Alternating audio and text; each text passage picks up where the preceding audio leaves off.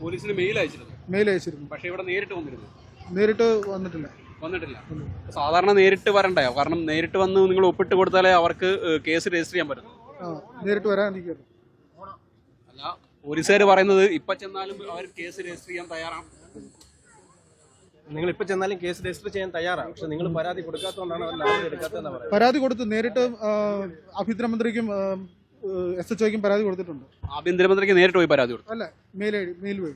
അല്ല, മെയിൽ അയച്ചാൽ പോരാ, നമ്മൾ നേരിട്ട് വന്നവരുടെ അടുത്ത് നിന്ന് ഹാജരാണ്. 3 ദിവസത്തിനുള്ളിൽ ഒന്ന് ഹാജരാവണം. അപ്പം അങ്ങനെ ചെയ്യേണ്ടതുണ്ട്. അപ്പം അങ്ങനെ അങ്ങനെ ചെയ്തിട്ടില്ല. അവര് പോലീസുകാർ മെയിലിന് റിപ്ലൈ തന്നിട്ടുണ്ടോ? പരാതി എന്ന് പറഞ്ഞാൽ രാഹുൽ മാങ്കൂട്ടത്തിൽ എന്റെ ഗുണ്ടകൾ ഇവിടെ വന്നിട്ട് എന്നെ ഭീഷണിപ്പെടുത്തുകയും കൊന്നുകളയുമെന്ന് പറയുന്നുള്ള ഒരു പരാതിയാണുള്ളത്. മനസ്സിലായി, പരാതി നിങ്ങൾ കണ്ടിരുന്നു. പോലീസിന് റിപ്ലൈ തന്നിരുന്നു. താങ്കളാഴ്ച മെയിലിന് പോലീസ് റിപ്ലൈ തന്നിരുന്നു, അത് കണ്ടിരുന്നു? ഇല്ല, കണ്ടില്ല. എന്തായാലും ഇപ്പൊ അവർ പോലീസ് പറയുന്നത് ഇപ്പൊ കേസ് രജിസ്റ്റർ ചെയ്യാൻ അവർ തയ്യാറാണ്. ഇപ്പൊ കയറി കാണാൻ തയ്യാറുണ്ടോ? തയ്യാറാണ്. അങ്ങോട്ട് പോയാലോ? തന്റെ പരാതിയിൽ കേസെടുക്കാത്തതിൽ പത്തനംതിട്ട പോലീസ് സ്റ്റേഷന് മുന്നിൽ യുവാവിന്റെ പ്രതിഷേധം. എന്നാൽ പ്രതിഷേധത്തിന് സ്റ്റേഷനിലെത്തിയപ്പോൾ അപ്രതീക്ഷിത ട്വിസ്റ്റ്. രാഹുൽ മാങ്കൂട്ടത്തിനെതിരെ ഇയാൾ പരാതി നൽകിയത് ഇമെയിൽ വഴിയാണ്. മെയിൽ വഴി പരാതി നൽകിയാൽ പിന്നീട് സ്റ്റേഷനിൽ ഹാജരാകണം. പോലീസ് ഇമെയിൽ വഴി മറുപടി കൊടുത്തെങ്കിലും ഇയാൾ സ്റ്റേഷനിൽ ഹാജരായില്ല. ഇതോടെ പോലീസിന് കേസ് രജിസ്റ്റർ ചെയ്യാൻ പറ്റാതെയായി. പ്രതിഷേധവുമായി സ്റ്റേഷനിലെത്തിയപ്പോഴാണ് നേരിട്ട് ഹാജരാകണമെന്ന കാര്യം മനസ്സിലാവുന്നത്. ഇതോടെ പ്രതിഷേധം അവസാനിപ്പിച്ച് സ്റ്റേഷനിലെത്തി സംഭവത്തിൽ പോലീസ് കേസ് രജിസ്റ്റർ ചെയ്തു. മാവേലിക്കര അറന്നൂറ്റിമംഗലം സ്വദേശി അരുൺ ശിവൻകുട്ടിയാണ് പരാതിക്കാരൻ.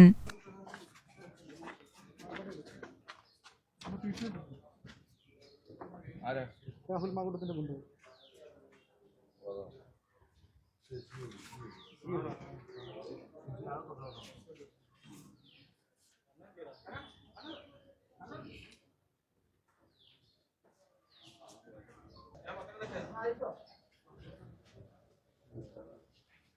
നിങ്ങൾ അകത്തോട്ട് വന്നിട്ടേ മൊഴി തരിക. മൊഴി തന്നാൽ കേസെടുക്കും. ശരിയൊക്കെ ഇത് മാറ്റിക്കും, ഇത് ബോർഡും മാറ്റിക്കും.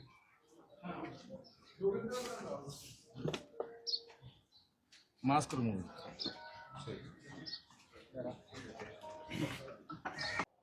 രാഹുൽ മാങ്കൂട്ടത്തില് ഗുണ്ടകളെ വിട്ട് കൊല്ലുമെന്ന് ഭീഷണിപ്പെടുത്തിയിട്ടുള്ളൂ, കൊന്നിട്ടില്ല.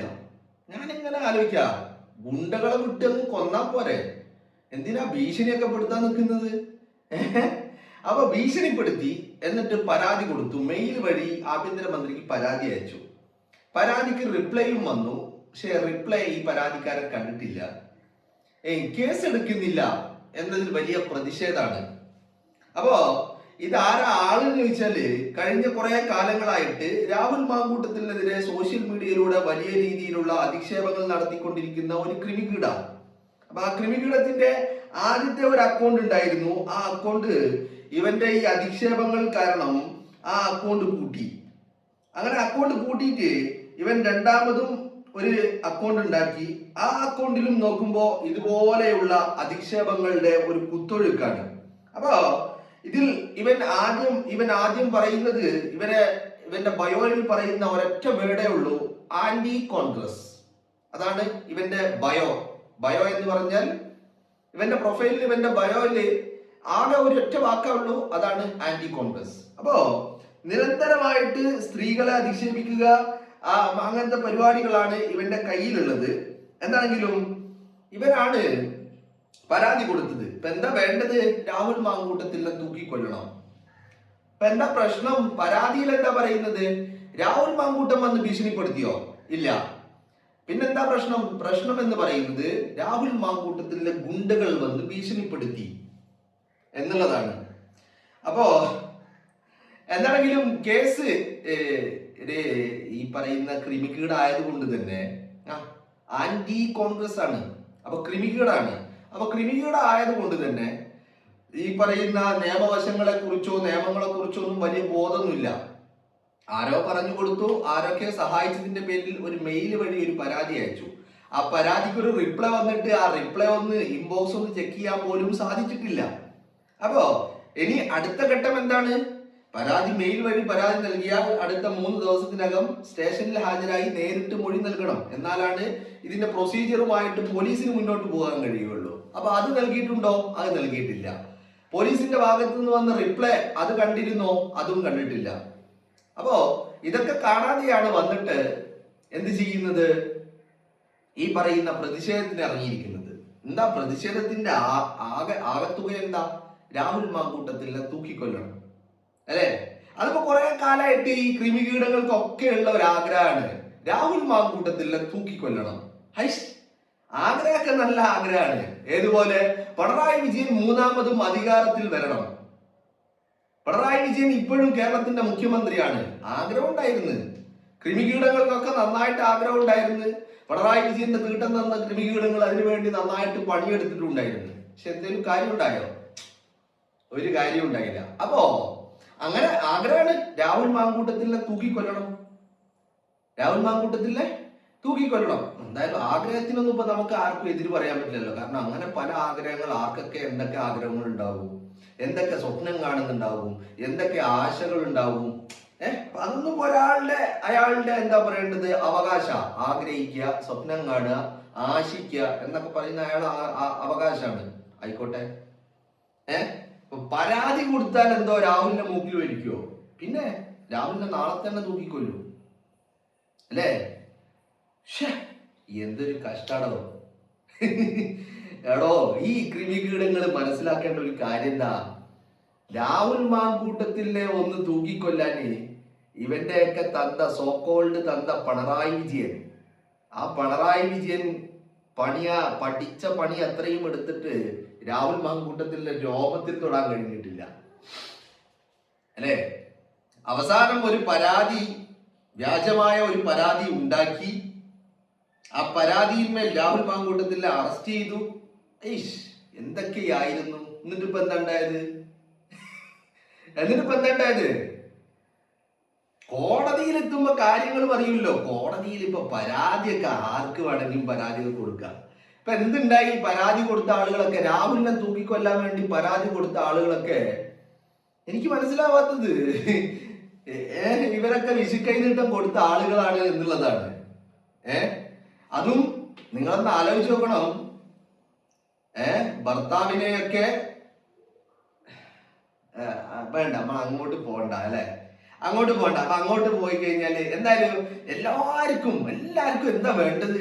രാഹുൽ മാങ്കൂട്ടത്തിലിനെ തൂക്കിക്കൊല്ലണം. എന്നാ പിന്നെ ഇവരുടെ ആഗ്രഹം നമുക്ക് അങ്ങോട്ട് നടപ്പിലാക്കിയാലോ?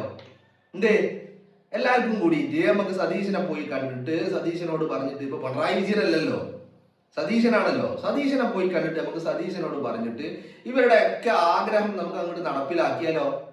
എന്താ നിങ്ങൾക്ക് പറയാനുള്ളത്, അല്ലേ? ഒന്ന് പോയിനടാടുന്ന് ചിരിപ്പിക്കാനായിട്ട് കുറെ എണ്ണ ഇറങ്ങിക്കോളൂ. മോന്തേനൊരു കറുത്ത തുണിയും ഒരു ബോർഡും പിടിച്ചിട്ട് രാഹുൽ മാങ്കൂട്ടത്തിനെതിരെ കേസ് എടുക്കണം. രാഹുൽ മാങ്കൂട്ടത്തിനെതിരെ കേസ് എടുക്കൂല എന്ന് ഇവിടെ ആരെങ്കിലും പറഞ്ഞു? ഒരു പരാതി എങ്ങനെയാന്ന് പറയേണ്ടത് എന്നുപോലും അറിയാത്ത ഈ കൃമികീടങ്ങളുടെ ഒരു സ്റ്റാൻഡേർഡ് എന്നൊന്നും പറയാൻ പറ്റൂല കേട്ടാ. കാരണം സ്റ്റാൻഡേർഡ് ഉണ്ടെങ്കിലല്ലേ സ്റ്റാൻഡേർഡ് അളക്കാൻ പറ്റുള്ളൂ. ഇല്ലാത്ത സാധനം അളക്കാൻ പറ്റൂലല്ലോ. അപ്പോ ഇവറ്റുകളുടെ ഒരു ലെവല് എന്ന് പറയാം നമുക്ക്. ആ ലെവല് എത്രത്തോളമാണ് എന്നുള്ളത് ഇതിൽ നിന്ന് നമുക്ക് മനസ്സിലാക്കാൻ സാധിക്കും. ഇപ്പൊ എല്ലാവർക്കും രാഹുൽ മാങ്കൂട്ട ശത്രു, അല്ലെ? ചിലർക്കെല്ലാം. എനിക്കിത് കോമഡി എന്താന്ന് വെച്ചാല്, ഇപ്പൊ കഴിഞ്ഞ ദിവസം ഞാൻ ഇങ്ങനെ ഇതൊക്കെ കാണുമ്പോ ഇതേ പത്തനംതിട്ടയില്, ഇതേ അടൂരില് കഴിഞ്ഞ ദിവസം അതിനേക്കാൾ വലിയ ഒരു സ്വീകരണം, ഗംഭീര സ്വീകരണമാണ് ഒരു ചങ്ങായിക്ക് ഒരുക്കിയത്. എന്നാ സ്വീകരണമായിരുന്നു എന്നറിയാമോ? ആ സ്വീകരണമൊക്കെ കഴിഞ്ഞിട്ട് പൊരുത്തം വന്നിട്ടുണ്ട്. അപ്പോ ഇതുപോലെയുള്ള സ്വീകരണങ്ങളൊക്കെ ഇനി വരാനിരിക്കുന്നുള്ളോ എന്നാണ് പറയാനുള്ളത്. വരാനിരിക്കുന്നേ ഉള്ളൂ ഇതുപോലുള്ള സ്വീകരണങ്ങൾ. രാഹുലിന്റെ മൂക്കിൽ അങ്ങോട്ട് വലിച്ചു കയറ്റാമെന്നൊക്കെ ആരെങ്കിലും വ്യാമോഹിക്കുന്നുണ്ടെങ്കിൽ, എടോ കൃമികീടങ്ങളെ, ഇതൊക്കെ നിങ്ങളുടെ വെറും വ്യാമോഹങ്ങൾ മാത്രമാണ്. മനസ്സിലായില്ലേ? ഇതൊക്കെ ഈ പിണറായി വിജയന്റെ തീട്ടം നിന്ന കൃമികീടങ്ങളുടെ വ്യാമോഹങ്ങൾ മാത്രമാണ് എന്നുള്ളതാ. രാഹുലിന്റെ രോമത്തിൽ തൊടാൻ കഴിയടോ നിങ്ങൾക്ക്? അപ്പൊ നിങ്ങൾ ചോദിക്കുന്നു ഞങ്ങൾ ഓനെ പിടിച്ച് ജയിലിലിട്ടില്ലേ, എന്നിട്ട് എന്താക്കി നിങ്ങള്? ഓനെ പിടിച്ച് ജയിലിലിട്ടിട്ട് നിങ്ങൾ എന്താക്കിയേ? ഓനെ മൂക്കിൽ വലിച്ച. എടോ അത് രാഹുലാണ്. രാഹുലിനെ ജയിലിലിട്ടത്. ജയിലിലിടുക എന്നൊക്കെ പറഞ്ഞപ്പോ അധികാരം ഉണ്ടെങ്കിൽ ആരെയും വിളിച്ച് ജയിലിലിടാം. മനസ്സിലായില്ലേ? ജയിലിലിടുക എന്നൊന്നും പറഞ്ഞു കഴിഞ്ഞാല് എസ്പെഷ്യലി നമ്മുടെ ഈ ഇന്ത്യ രാജ്യത്ത് എന്നൊക്കെ പറഞ്ഞു കഴിഞ്ഞാല് എസ്പെഷ്യലി ജയിലിലിടുക എന്ന് പറഞ്ഞാൽ വലിയൊരു കാര്യമൊന്നുമല്ല. അതിപ്പോ എത്രയോ നിരപരാധികൾ ജയിലിൽ കിടന്നിട്ടുണ്ട്, ഇപ്പോഴും കിടക്കുന്നുണ്ട്. ഇപ്പോഴും ജയിലിൽ അഴിയേണ്ടുന്നവരിൽ നിരപരാധികൾ എത്ര ആളുകളുണ്ട്? ഒരുപക്ഷെ മെജോറിറ്റിയും നിരപരാധികളായിരിക്കും, അല്ലെ? അപ്പോ ജയിലിൽ കിടക്കാൻ ഇപ്പോ അതൊരു വലിയൊരു ജയിലിൽ കിടക്കുക, ജയിലിൽ പോവുക എന്നൊക്കെ പറഞ്ഞു കഴിഞ്ഞാൽ അത് വലിയ കാര്യമൊന്നുമല്ല, അല്ലെങ്കിൽ അതൊരു വലിയ മോശപ്പെട്ട കാര്യമൊന്നുമല്ല. ശരിക്കും പറഞ്ഞാൽ ഇപ്പൊ ജയിലിൽ പോവുക എന്ന് പറഞ്ഞൊരു വലിയ കാര്യമാണ്. എങ്ങനെ? അതൊരു വലിയൊരു പ്ലസ് പോയിന്റ് ആണ് ജയിലിൽ പോയി എന്ന് പറഞ്ഞാല്. കാരണം അധികാര ദുർവിനിയോഗമാണല്ലോ. അപ്പൊ ആരെങ്കിലും ഒരാള്, ഞാൻ പറയുന്നത് എല്ലാരും അങ്ങനെ എന്നല്ല കേട്ടോ, കുറെ ആളുകളൊക്കെ ജയിലടി എണ്ണേണ്ടി വരുന്നത് ഇത്തരത്തിലുള്ള അധികാര ദുർവിനിയോഗത്തിന്റെ ഫലമായിട്ടാണ്. അപ്പൊ രാഹുൽ മാങ്കൂട്ടത്തിനെയും ജയിലിലിട്ടത് അത്തരത്തിലാ. രാഹുൽ നിരന്തരമായിട്ട് പലതവണ ഡോ വിജയ എന്ന വിജയന്റെ മുഖത്ത് നോക്കി വിളിച്ച് പറഞ്ഞതിന്റെ പേരില് പലതവണ അയാളെ ജയിലിലിട്ടിട്ടുണ്ട്. മനസ്സിലായില്ലേ? വീട് വളഞ്ഞ്, ഏത് അടൂരിലെ വീട് വളഞ്ഞ് ബെഡ്റൂമിൽ കയറി രാഹുലിനെ അറസ്റ്റ് ചെയ്ത് കൊണ്ടുപോയിട്ടുണ്ട് പിണറായി വിജയൻ പോലീസ്. എന്തിനാ? ഡോ വിജയ, പിണറായി വിജയ എന്ന് വിജയന്റെ മുഖത്ത് നോക്കി വിളിച്ചതിന്. അപ്പൊ രാഹുലിനെ സംബന്ധിച്ചിടത്തോളം അതൊന്നും ഒരു വിഷയമില്ല. ഇങ്ങനെ കുറെ ക്രിമികീടങ്ങൾ ഇങ്ങനെ ഇറങ്ങിക്കൊണ്ടിരിക്കും നിരന്തരമായിട്ട്. മനസ്സിലായില്ലേ? പക്ഷെ അയാളെ തടുക്കാൻ ഇവരെ കൊണ്ട് ആരെ കൊണ്ടും സാധിക്കുന്നില്ല എന്നുള്ളതാണ്. ഞാൻ ഇങ്ങനെ നോക്കുമ്പോഴേ ആ മനുഷ്യന് ഒരു വല്ലാത്ത റീച്ചാ. എസ്പെഷ്യലി ഈ വിവാദങ്ങൾ കൊണ്ട് എന്തുണ്ടായി എന്ന് ചോദിച്ചാൽ ഞാൻ കൃത്യമായിട്ട് പറയും, രാഹുലിന്റെ രോമത്തിൽ പോലും ഒരു പോറലേറ്റില്ല.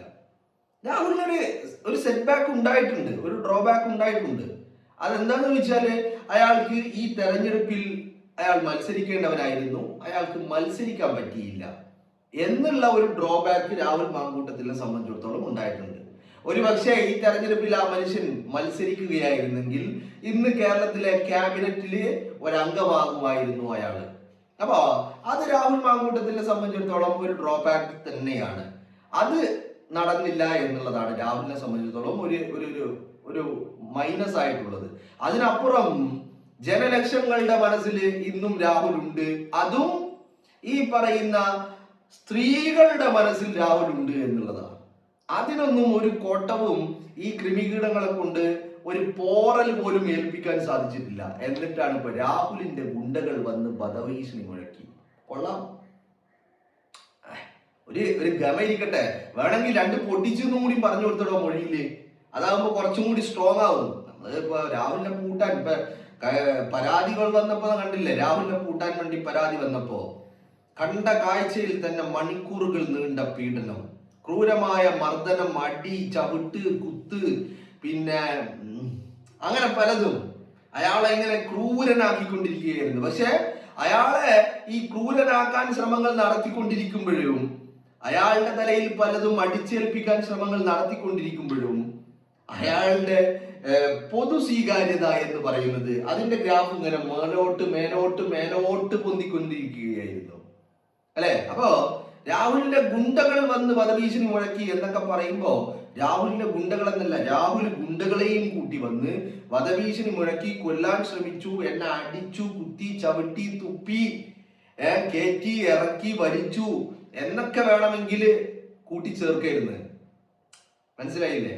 അപ്പോ അതൊക്കെ ആവുമ്പോ ഒരു ഗുമ്മുണ്ടാവും, ഒരു ഗമയുണ്ടാവും, ഒരു വലിയ ഗുരുതരമാണെന്നുള്ള ഒരു തോന്നലുണ്ടാവും. അപ്പൊ അതൊക്കെ ശ്രദ്ധിക്കുക. ഇനിയുള്ള ആളുകള് ഇങ്ങനത്തെ പരിപാടികളൊക്കെ ആയിട്ട് പോകുമ്പോ മാക്സിമം ഈ പറയുന്ന അക്രമം, ക്രൂരത ഇതൊക്കെ വേണ്ട രീതിയിൽ കുത്തി നിറച്ചിട്ടായിരിക്കണം. കാരണം നമുക്ക് അറ്റ്ലീസ്റ്റ് രാഹുലിനെ പിടിച്ച് തൂക്കിയെടുത്ത്, അപ്പൊ തൂക്കിക്കൊന്നിട്ടില്ലെങ്കിലും രാഹുലിനെ തൂക്കിയെടുത്ത് അഴിക്കുള്ളിലെങ്കിലും ഇടണ്ടേ.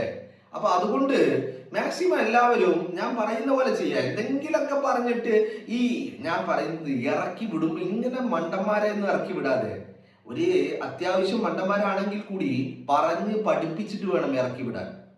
എങ്ങനെയാണ് ഇതിന്റെ പ്രൊസീജിയർ, എങ്ങനെയാണ് ഇതിന്റെ കാര്യങ്ങൾ എന്നൊക്കെ പറഞ്ഞ് പഠിപ്പിച്ചിട്ട് വേണം ഇറക്കി വിടാൻ എന്ന് പറയുന്നത് അല്ലേ. അല്ലാതെ ഇങ്ങനെ എന്തെങ്കിലുമൊക്കെ ആക്കുന്ന ആ ഒരു സിറ്റുവേഷൻ അങ്ങനെ ഉണ്ടാവരുത്. അപ്പോ വളരെ കൃത്യമായി ഇത്തരം പിഴവുകളൊന്നും വരുത്തരുത്. ഒരു കേസൊക്കെ പറയുമ്പോൾ അതിൻ്റെ ഒരു ഗൗരവമായ രീതി, അതിൻ്റെ ഒരു സ്വഭാവം നമ്മൾ ഉണ്ടാക്കിയെടുക്കണം. മനസ്സിലായില്ലേ? ഇത് ഈ പ്രൊസീജിയറുകളൊന്നും അറിയാതെ, നിയമമൊന്നും അറിയാതെ, നിയമവശങ്ങളെ കുറിച്ച് യാതൊരു ബോധ്യമില്ലാതെ ആവരുത്. വളരെ കൃത്യമായിട്ട് നല്ല ബോധ്യത്തോടു കൂടിയായിരിക്കണം. അപ്പോൾ പറഞ്ഞ് പഠിപ്പിച്ച് കൃത്യമായി മൊഴി അടക്കം പറഞ്ഞു. അപ്പം മൊഴിയിലൊക്കെ വളരെ കൃത്യമായിട്ട് വീട് കയറി ആക്രമിച്ചു, അതിക്രമം കാണിച്ചു, കൊല്ലാൻ ശ്രമിച്ചു, കുത്തിന് പിടിച്ചു, അങ്ങനെ പലതും ഏത് ചേർക്കുന്നത് നല്ലതായിരിക്കും എന്നുള്ളതാണ്. അറ്റ്ലീസ്റ്റ് രാഹുൽ മാങ്കൂട്ടത്തിൽ നിന്ന് അറസ്റ്റ് ചെയ്യുന്നതെങ്കിലും കാണാലോ അല്ലേ. അപ്പൊ അതുകൊണ്ട് ഇത്തരം കാര്യങ്ങളൊക്കെ ഒന്ന് ശ്രദ്ധിച്ചിട്ട് വേണം രാഹുലിനെ തൂക്കിക്കൊല്ലാൻ വേണ്ടി ഇറങ്ങി പുറപ്പെടുമ്പോ ഒരു ഉപദേശമായിട്ട് കണ്ടാൽ മതി. ഓക്കെ.